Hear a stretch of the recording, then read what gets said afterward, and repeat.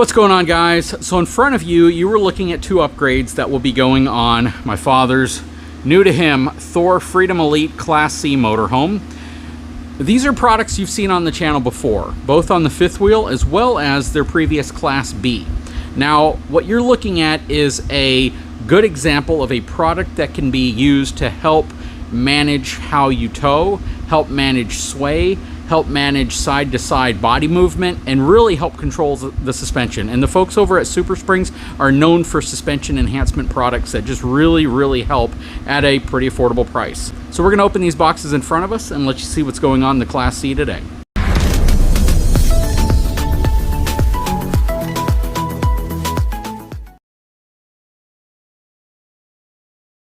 Okay, so what you're looking at in front of you are SumoSprings by SumoSprings. Now, SumoSprings are a polyurethane bushing.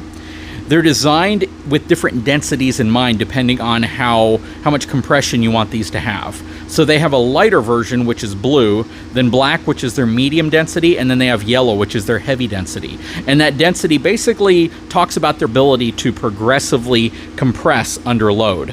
Now, basically, it's the number of trapped air pockets that are inside, and again, that equates to how soft or hard these are in terms of their loading ability and their ability to compress.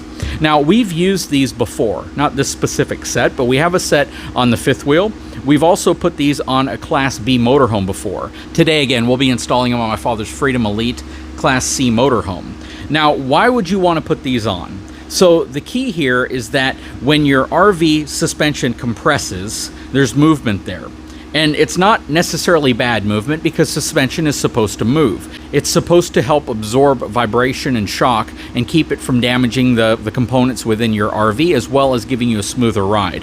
What these help do is actually give you a little bit more controlled version of your suspension. They act as kind of a dampener. They're going to replace the bump stops up front, and we're going to add them completely in the back, which means up front, we're going to eliminate the gap between the suspension and the bump stop that's currently there, which is essentially a really hard piece of rubber, and we're going to install these progressively rated polyurethane bushings in their place. In the back, there may or may not be a bump stop already in place. If there is, I'm not sure if we're going to have to remove it. We'll check when we get back there, but we're going to be adding these to the back. Now, this is actually a pretty big upgrade in the back because this isn't like necessarily adding airbags, because these aren't active, these are passive. These are going to be there when you need them, which means you're going to have a ride that's very compliant, just like your factory suspension when you're not using these. But when you put a lot of load in the back of the RV, or you're hitting a bunch of really big bumps, that's really where these are going to come into play. And these are massive. Like, if you compare the size to what's going on up front, you can see it's a huge difference.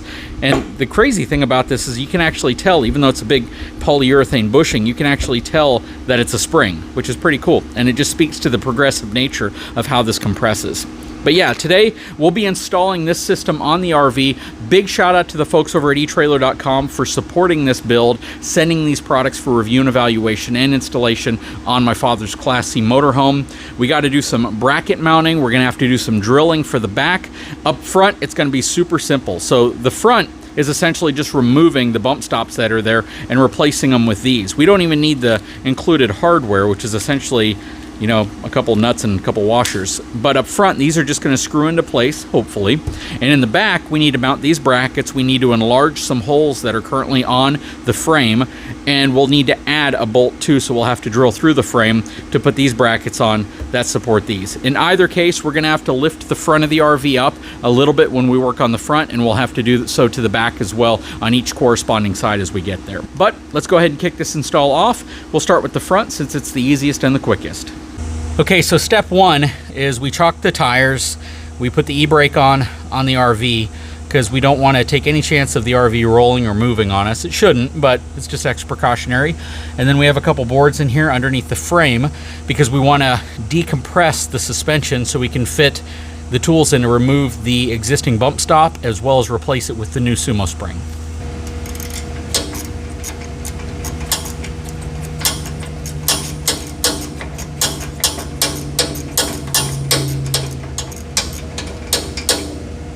Out.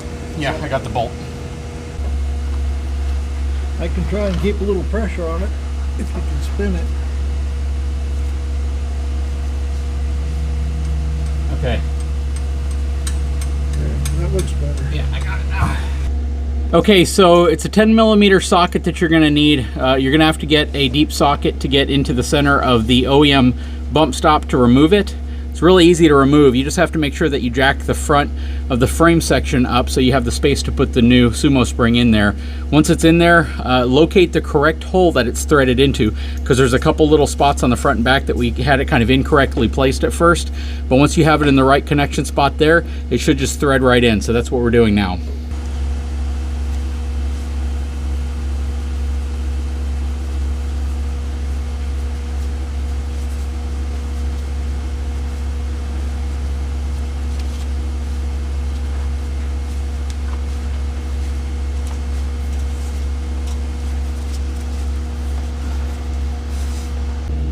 Okay, so we have this front one mounted in place and tightened up. I simply used an oil filter removal tool to get around just the very top of that so I could tighten it up a little bit, get it really nice and snug. And then we can go ahead and drop this side down and we'll move on to the other side.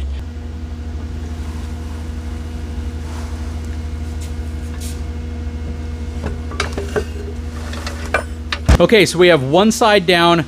We're gonna go ahead and do the same thing on the other side. We're not gonna record that because once you do one side, the other side's pretty much the same thing. So we're gonna raise the other side up, and then we'll go ahead and get the factory bump stop removed and reinstalled with the new SumoSpring. And if you wanna see what the factory bump stop looks like, it's just held in place with this 10mm bolt that slips through here, just hollowed out in the back like that. And this is essentially to prevent the suspension from traveling too far to where it could get damaged or possibly go up into the wheel well and damage that space. But just a hard piece of rubber. Okay, let's do the driver's side. Okay, so we have both of the front SumoSprings in place. Those were really easy unless you have carpal tunnel or arthritis in your hand, because you are gonna have to get a relatively long threaded bolt out, and then the threaded portion of the SumoSprings is incredibly long, and you'll be under there spinning it for a while to get it back in place. But once you've done that, everything looks like it's in great shape. It does look like they give you that extra nut and washer in case you wanted to just secure it, but as long as you tighten it pretty tight, I think that you should be fine without using that. In the videos that eTrailer put out, I don't think they put the nut and washer on top of theirs. Now we're moving on to the back, which is going to be a significantly more difficult task. Hopefully we can get it to go smoothly. We're going to have to lift the back up. We're going to have to put a bracket in place on both the frame side and the suspension side. The suspension side mounts to the top of the leaf spring pack, and the frame side mounts to the side of the C-channel frame. And we'll have to enlarge some bolts. We got quite a bit of work ahead of us on this one, so we're going to take a look at what's going on here and see how to proceed. Okay, so we ran into a bit of an issue. So we have the instructions from the folks over at SuperSprings to do this. We got underneath here, ready to start mounting brackets and such, and what you can't see, and I might try to find a picture that I can show you, is that the area that you mount the upper bracket to the frame is blocked by a cross member that's been welded in place, presumably by Thor, the RV manufacturer. And it's essentially the cross member that holds the floor. So the floor system has all these cross members that go across it, and I think that this specific one, where they mounted a piece of channel steel to the frame itself, and that's preventing us from being able to mount the top bracket because it blocks the holes that that bracket needs. So they do make SumoSprings that don't require such an intricate, complex installation. They essentially mount directly above the axle back here. We may opt to go with something like that, but yeah, we can't complete this install because of that. I hate to say it, the blame kind of falls on us for ordering a part without looking underneath here and seeing specifically how that bracket would mount. And the good thing about eTrailer is that they film installing pretty much everything they sell. And that video definitely showed this area, showed what was back there on the motorhome that they installed the brackets on. And if we had crawled under here to look before ordering that kit, we would have seen that there is an obstruction there that we can't remove, and it would have essentially put a halt to ordering that specific product. So, you know, I know that we can't always do that. I know that there's a lot of folks who order parts, and this is something that just happens sometimes. You see where you want to put it isn't exactly a place where you can put it because of an obstruction, but It's a little disappointing, of course, when you get to that phase and you're all gung-ho to get under here and start installing stuff and upgrading, and you find out that you can't do it. So we're going to return that part to eTrailer because it's a relatively expensive part. It's almost $800 for this specific setup back here. The front setup's about a $250 part, so it's not that bad up front. That went on super easy. It went on exactly the way that we thought it would. The instructions were 100% clear, and the folks at eTrailer had made a video on installing it up front, and that was a breeze. That was cake. That was super simple.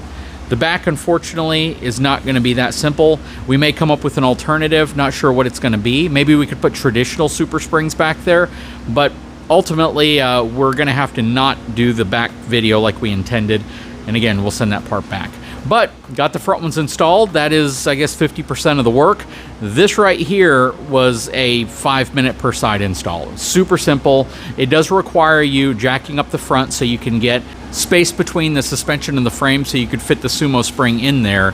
That can be a little dangerous if you're not careful. Be sure you're not working underneath when that's happening, and you're clear of any pinch points, especially if your jack fails or something like that. But we did the work outside of that danger zone, so thankfully we didn't have to worry about that.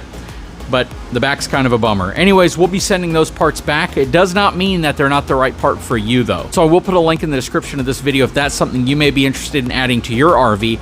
Just be sure, if you plan on doing it, as cool and as great of an upgrade as it is, make sure that you don't have any after added modifications to the suspension or to the frame that could prohibit you from being able to install it there.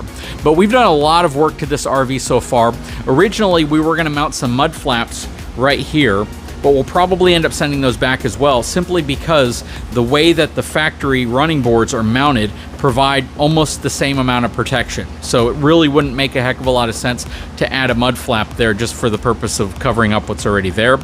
The camera system is 100% installed. We already made a full video, actually 2 videos, talking about that. We have the tow bar in the back that's been installed. We've done a lot of upgrades to this so far. Definitely worth checking out. My father is going to be taking off this weekend. How far are you going to be traveling? From here to Montana and back, so by a circuitous route, so planning to do about 5,000 miles, maybe a little more. Okay, so he definitely wants the RV to set up. They'll be towing their 2021 Ford Escape. We do plan on hooking the two together so we can demonstrate how that process works. But that's it for today.